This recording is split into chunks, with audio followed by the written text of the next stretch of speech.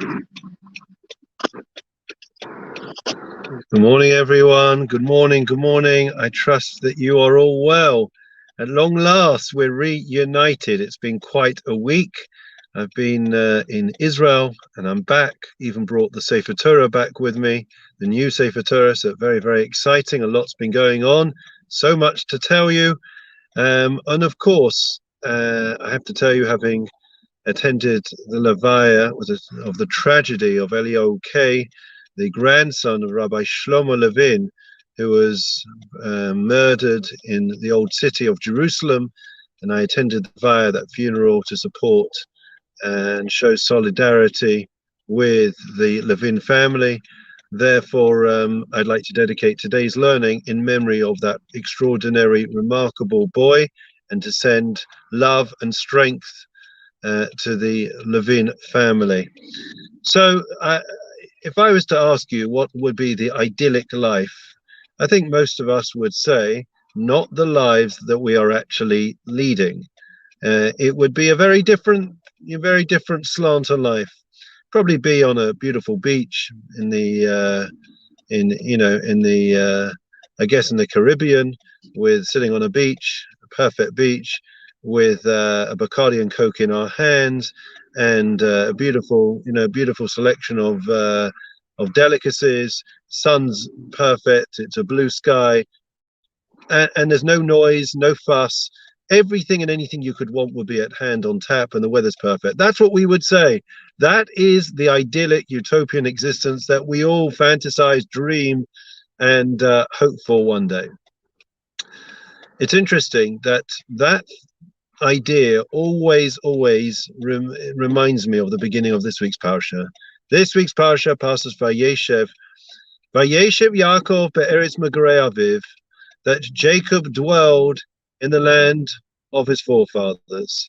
And we are told that Jacob, who had the most tumultuous life, who faced every vicissitude in life that one could face, he from day one, he had a conflict and wrestled literally with his brother day and night. And then, of course, after that, he had to deal with the deceptions and deceit of Lavan, and so on and so forth.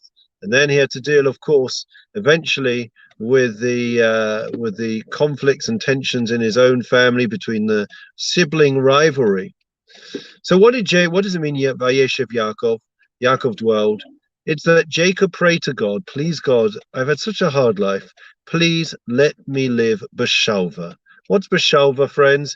B'shalva is we may think that it's as I described, the utopian existence, that tranquility, that peace in our lives, without any of the headaches and hassles and rat race of life. Is that really what Jacob wanted?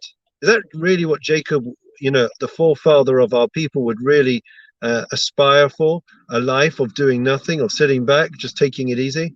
Quite the opposite. That wasn't what Jacob wanted. Reb Chaim Shmulevitz says that what Jacob wanted was, he dreamed of living a life of spirituality, of meaning, of fulfillment, of purpose, without the headaches, without the sorrows of life. Please let me stop having the pressures, the headaches, the upheavals, the tragedies, the tumultuous life that I'm leading. I can't take it anymore. All I want is to be able to sit, to pray, to daven, to learn, to be able to practice my faith without any headaches and hassles. What happened?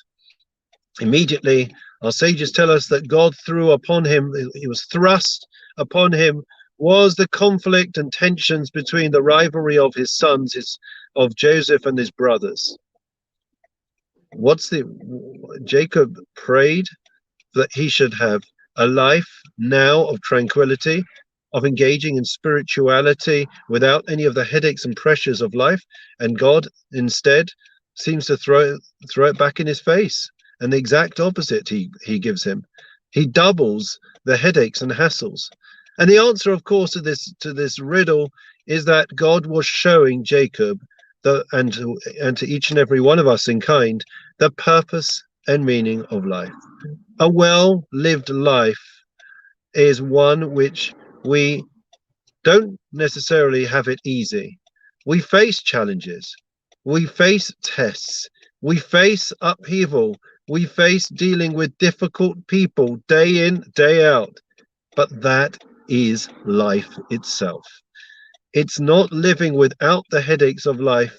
It's living with the headaches of life. That is life.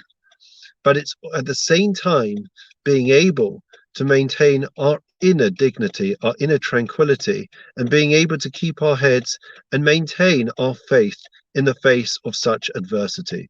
Anyone can keep one's faith. Anyone can show one's beliefs when it's all going smoothly, when it's easy. But when we face, the potholes of life, the upheavals, the creases of life, and we are able to overcome them and to maintain our dignity, our composure, our tranquility, our faith, then we are demonstrating that we truly are people of God. That's what being Jewish is all about. We've never had it easy, but the truth is that it's through overcoming these obstacles, these hurdles, that's what makes us truly great as individuals and as a nation. And that's an important lesson for us. It's not easy. Just the thought, I remember just the thought of seeing the family and, the Levin family, the K family, what they're going through, what they've been through, having lost a grandson, a son, a nephew. It's a father. It's so difficult. We can't even comprehend the pain, the anguish, and yet their messages that have come from the family are complete positivity, or that are of each and every one of us challenging ourselves to do that little bit more. And I remember standing with, after the Levaya, there were thousands and thousands of people, and somehow Rabbi Baruch Levin of Bronsbury Park fame, and Rabbi Eli Levin, his brother, who's also the assistant in South Hampstead to Rabbi Shlomo Levin, who of course was the grandfather of the boy.